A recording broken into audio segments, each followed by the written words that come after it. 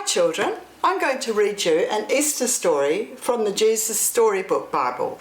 This story is called A Dark Night in the Garden, and it happens just after the Last Supper that Jesus had with his disciples.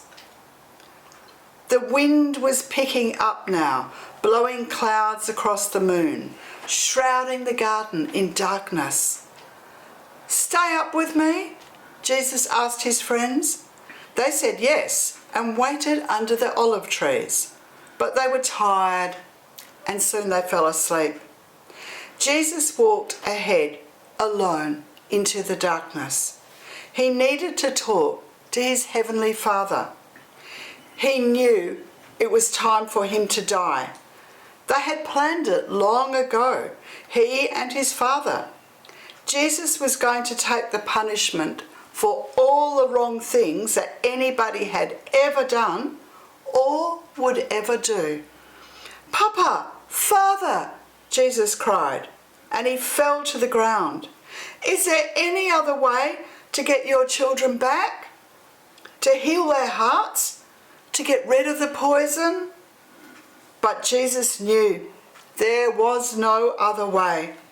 All the poison of sin was going to have to go into his own heart. God was going to pour into Jesus' heart all the sadness and brokenness in people's hearts.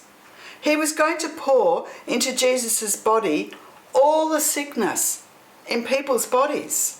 God was going to have to blame his Son for everything that he had gone wrong. It would crush Jesus.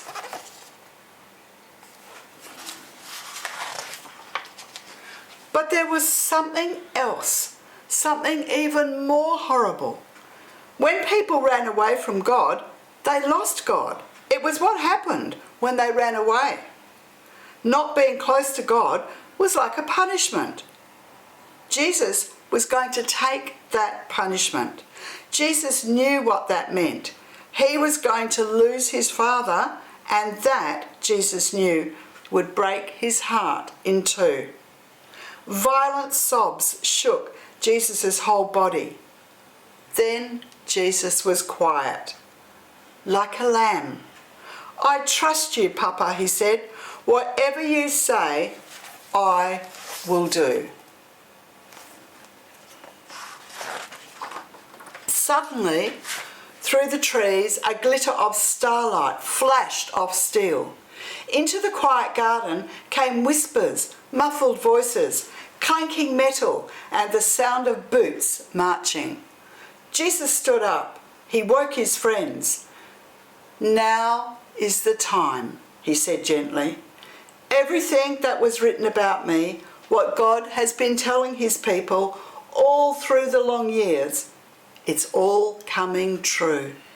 And into the night, with burning torches and lanterns, with swords and clubs and armour, they came. An army of soldiers. Judas led them straight to Jesus so they could arrest him. Jesus was waiting for them.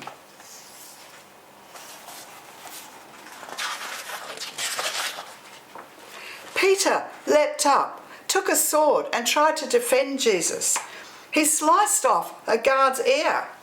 Jesus immediately touched the guard and healed him. "Peter," he said, "this is not the way." Peter didn't realise that no army, no matter how big, could ever arrest Jesus. Not unless Jesus let them. Then Jesus, who had never done anything except love people, was arrested, as if he was a criminal.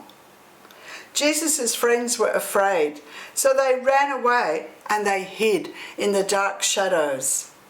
The guards marched Jesus off and they took him to the leaders. The leaders put Jesus on trial. "Are you the Son of God?" they asked. "I am," Jesus said. "Who do you think you are to call yourself God? You must die for calling yourself the Son of God." Only the Romans were allowed to kill prisoners, so the leaders made a plan. "We'll tell the Romans This man wants to be our king, and then they will crucify him.